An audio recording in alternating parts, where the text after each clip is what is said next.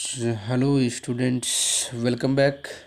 Welcome my YouTube channel ideal classes study centre by Naveen sir. तो students, पिछले class में पिछला भी वीडियो जो अपलोड किया गया वो ज्योग्राफी का ही है, और मैं इस वीडियो में भी आपको पिछले वीडियो में जहाँ तक की बात बताई गई उससे आगे की बात बताया जाएगा आपको। पिछला वीडियो में बताया गया है कि बहुउद्देशीय परियोजना किसे कहते हैं, भारत में कितने प्रमुख बहुउद्देशीय परियोजना है, वह कितने कितने बिजली उत्पादन करती है, उनसे क्या सहायता मिलती है, किन किन राज्यों को उसका फ़ायदा मिलता है या लाभ होता है। हाँ, यहाँ आप मैप में भी देख सकते हैं, ये भारत का मैप है और इसमें अलग अलग जगह पे किस नदी पर और किस जगह पर कौन सा बांध बनाया गया है वो इस मैप के जरिए यहाँ दिखाया गया है। आप इस मैप को भी बना सकते हैं। तो आइए मैं आगे आपको बताने वाला हूँ कि सोन परियोजना के संबंध में कुछ प्रमुख तथ्य, क्योंकि सोन नदी परियोजना एक प्रमुख क्वेश्चन भी क्वेश्चन है। सोन नदी परियोजना जो पीछे बताएगा पिछले वीडियो में, आप उसे पढ़ करके अच्छी तरह याद कर लेंगे। तो सोन और गंगा नदी के बीच बिहार का क्षेत्र उर्वर भूमि का स्वामी है, परंतु दोनों में किसी नदी की बाढ़ का पानी इस भाग में नहीं पहुंचता है, क्योंकि पश्चिम के रोहतास, बक्सर और भोजपुर की कुछ ज़मीन ऊंची है। उर्वर होने के बाद भी इसमें अर्धशुष्क या सूखाग्रस्त भाग पहले से फसलों का समुचित उत्पादन नहीं हो पाता है। तात्पर्य यह है कि बिहार का कुछ क्षेत्र ऐसा है जो बाढ़ से मर रहा है और कुछ क्षेत्र ऐसे हैं जो सूखाग्रस्त होकर के उसमें उस ज़मीन पर अच्छी खेती नहीं हो पाती है। वह जगह का नाम मैंने बता दिया, इसमें चर्चा की है, पश्चिम के रोहतास, बक्सर, भोजपुर, इन जगहों पर। दूसरा पॉइंट ये है सोन नदी के बारे में कि इस अत्यंत उर्वर भूमि एकाधिक खाद्यान्न उत्पादन दृष्टि से 1874 ब्रिटिश काल में ही डेहरी ऑन सोन के पास सोन नदी से दोनों तरफ पूर्व और पश्चिम के लिए नहरें निकाली गई है, पूर्व की तरफ भी और पश्चिम की तरफ भी। तीसरा पॉइंट ये है सोन नदी के बारे में, आप चाहे तो इसे पॉइंट स्टार बना के लिख सकते हैं अपने कॉपी पर याद करने के लिए। कर्नल डिफेंस के सुझाव पर बनी सोन परियोजना बिहार की सबसे पुरानी और सबसे पहली परियोजना है। यही बात आपको खूब अच्छे से याद करना है कि बिहार की सबसे पहली परियोजना कौन सी है, तो सोन नदी परियोजना, और सबसे पुरानी कौन सी है, यही सोन नदी परियोजना। इसमें विस्तृत क्षेत्र में सिंचाई होती थी।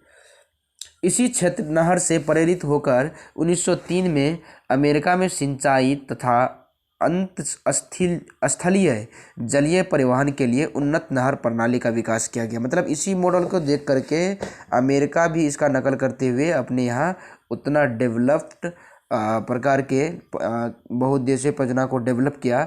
वो किस मॉडल को देख करके, इसी सोन नदी परियोजना को। पूर्वी नहर से पटना गया, अगला पॉइंट है ये, पूर्वी नहर से पटना, गया और औरंगाबाद लगभग 3 लाख हेक्टेयर भूमि की सिंचाई होती है, और पश्चिमी नहर से 3 लाख हेक्टेयर भूमि सिंचाई होती है। जो कौन कौन से जिले में जाते हैं सुनेंगे आप ध्यान से, भोजपुर, बक्सर, रोहतास, इन जिलों में। याद रखिएगा, बताया गया था पिछले पॉइंट में कि सोन नदी में 2 नहर पूर्व की तरफ और पश्चिम की तरफ निकाला गया है। पूर्वी नहर से पटना, गया, औरंगाबाद के लगभग 3 लाख हेक्टेयर भूमि सिंचाई होती है, और पश्चिमी नहर से भी 3 लाख लगभग होता है भूमि सिंचाई, वह भोजपुर, बक्सर और रोहतास जिला में। दोनों नहरों की कुल लंबाई लगभग 130 किलोमीटर है।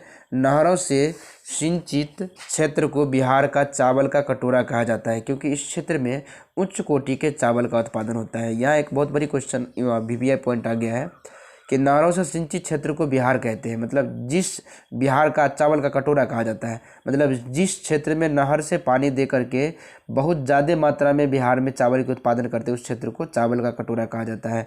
मतलब बिहार का वह क्षेत्र जो चावल का कटोरा कहा जाता है, ये सोन नदी के किनारे ही या सोन नदी के द्वारा उत्पन्न नहरों के द्वारा ही सिंचित करने के फलस्वरूप हुआ।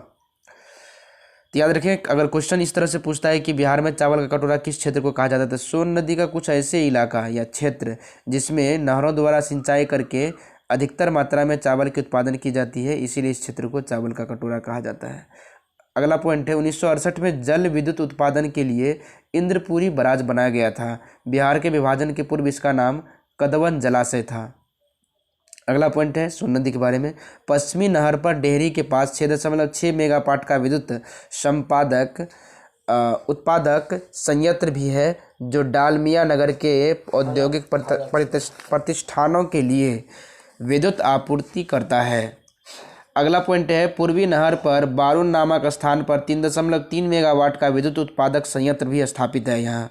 और अगला पॉइंट है सोन नदी के बारे में कि सोन नदी की सहायक नदी रिहंद के जल का उपयोग उत्तर प्रदेश सरकार द्वारा विविध कार्यों विशेषतः विद्युत उत्पादन के लिए किया जाता है।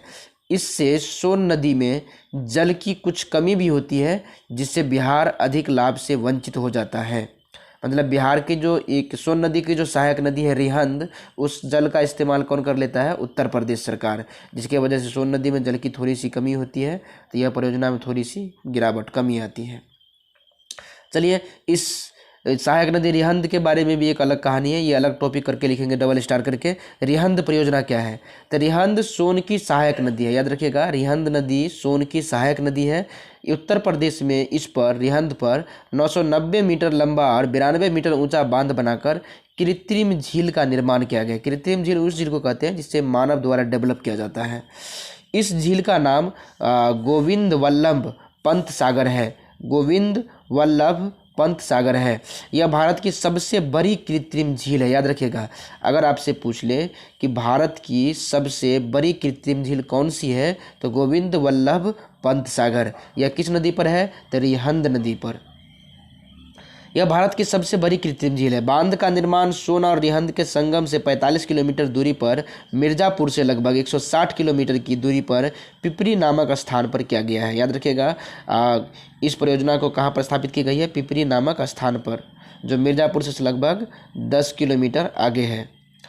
अब आगे सुनेंगे इसके बारे में, इस परियोजना के बारे में, रिहंद परियोजना के बारे में, कुछ लाभ, इससे क्या क्या लाभ होते हैं। तो पिपरी एल्युमिनियम कारखाने को बिजली की आपूर्ति कहाँ से होती है? वही पिपरी परियोजना से, रिहंद परियोजना से।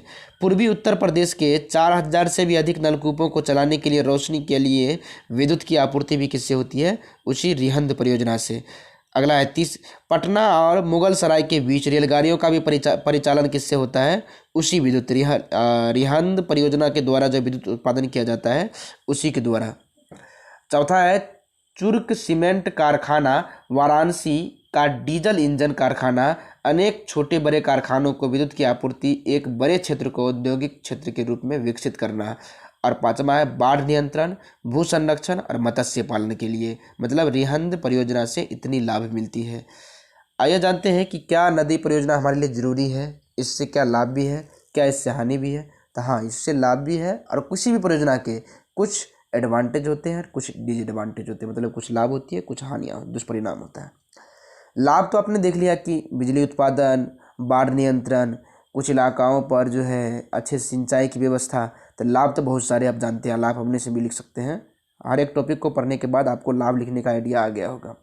लेकिन मैं आपको बताने वाला हूँ इससे उत्पन्न होने वाले दुष्परिणाम, मतलब इससे जो समस्याएं खड़ी होती है, इससे जो बाधाएं हैं या इसके जो हानि है, उसके बारे में। नंबर 1, बांधों से नदियों का स्वाभाविक प्रवाह अवरुद्ध हो जाता है।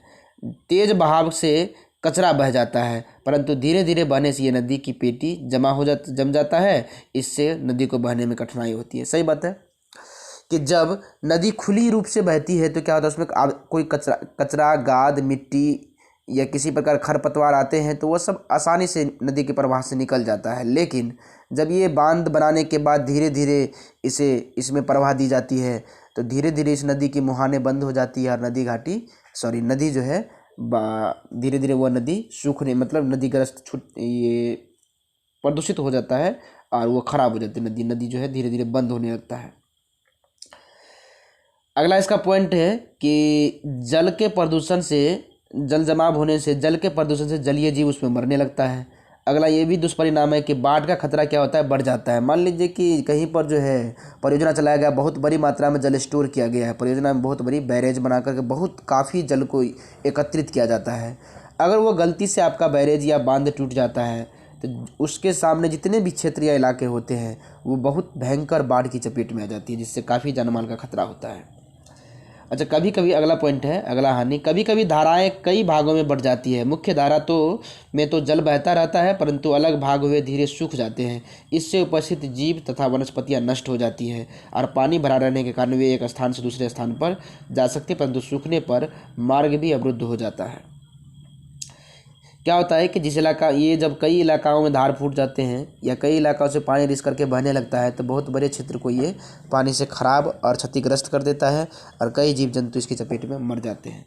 नदी का छिछला हो जाने से बरसात के दिनों में बाढ़ का खतरा इससे बढ़ जाता है। अगला इसका ये दुष्परिणाम है कि कई बड़ी योजनाओं से विस्थापन उत्पन्न समस्या कई सारी, जैसे कि इस परियोजना के द्वारा जिस विशाल क्षेत्र में जल को एकत्रित किया जाता है उस क्षेत्र का जो पेड़ पौधा मर जाता है, तो उसके बाद या बाढ़ के बाद जो है पेड़ पौधा जो मरते हैं, तो वो उससे बहुत बड़ी विशाल मात्रा में मीथेन गैस मुक्त होता है, जो वायुमंडल के लिए या हमारे ओजोन परत के लिए खतरा का कारण बन जाता है। तो आई होप आप समझ गए होंगे कि इसका दुष्परिणाम या इसका हानि क्या है। सभी पॉइंट को लिख ले, नोट कर ले, कॉपी पर नोट्स बना ले अपना, उसे याद कर लेंगे। अगले टॉपिक में हम लोग पढ़ेंगे जल जमाव। जल जमाव के बारे में अगर हम सीधे सीधे कहें तो कुछ जानकारी आपको दी जा रही है। जल जमाव क्या है आप जानते हैं, जल अभाव पढ़ेंगे फिर जल जमाव पढ़ेंगे। जल अभाव पहले पढ़ लेते हैं। जल अभाव क्या है? जल के कमी को ही क्या कहते हैं? जल अभाव कहा जाता है। एक स्वीडन के जल संसाधन विशेषज्ञ, उनका नाम था फॉल्कन मार्क, उनके अनुसार प्रति व्यक्ति प्रतिदिन अगर 1000 घन मीटर जल की उपलब्धता ना हो तो उसे जल अभाव मानना चाहिए। मतलब अगर प्रति व्यक्ति को 1000 घन मीटर जल की आपूर्ति हो रही है तो ठीक है, ये अगर इससे कम हो गया तो उसे जल अभाव मानना चाहिए। जल एक कीमती और दुर्लभ संसाधन है, अतः इसका उपयोग सुनियोजित ढंग से किए जाने की आवश्यकता है। यह वर्ष में किसी समय यह बहुत अधिक उपलब्ध होता तो कभी दुर्लभ हो जाता है। देश के शुष्क प्रदेशों में जल बहुत कठिनाई से प्राप्त होती है। शुष्क क्षेत्र उसको कहते हैं जो रेगिस्तान या बालू वाला इलाका होता है। आप जानते हैं ऐसे कई क्षेत्र हैं जहाँ पर जल की कमी है और उम्मीदन ऐसा माना था, डाटा में पीछे पढ़ के आए हुए 2025 तक जो है बहुत सारे ऐसे देश हैं जिनमें जल संकट की समस्या उत्पन्न हो जाएगी। इसीलिए आपसे भी रिक्वेस्ट है कि जल को अच्छे से और जल का दोहन कम करें, जल का अच्छे विवेकपूर्ण जो है ढंग से इसका उपयोग करें, जल अभाव ना हो इसके लिए जल को बचाइए। Save water save life. Next topic है जल संरक्षण सामान्य उपाय एवं इनके। याद रखिएगा, एक चीज़ याद रखना आपको ऑब्जेक्टिव के लिए, किसने कहा था कि 1000 घन मीटर से कम जल उपलब्ध हुआ तो वह जल अभाव या जल संकट माना जाएगा? तो फॉल्कन मार्क ने, स्वीडन के थे, जल संसाधन विशेषज्ञ थे ये। चलिए, आई होप आपको ये भी टॉपिक पसंद आया होगा और अगला वीडियो में अगले टॉपिक या अगला वीडियो में किस सब्जेक्ट पे बनाओ आप ज़रूर कमेंट करें और इसका नोट्स बना लें, पढ़ें, याद करें और कोई समस्या हो तो व्हाट्सएप करें, कमेंट करके पूछें। चलिए, इस वीडियो में इतना ही। तब तक के लिए टेक केयर, गुड बाय।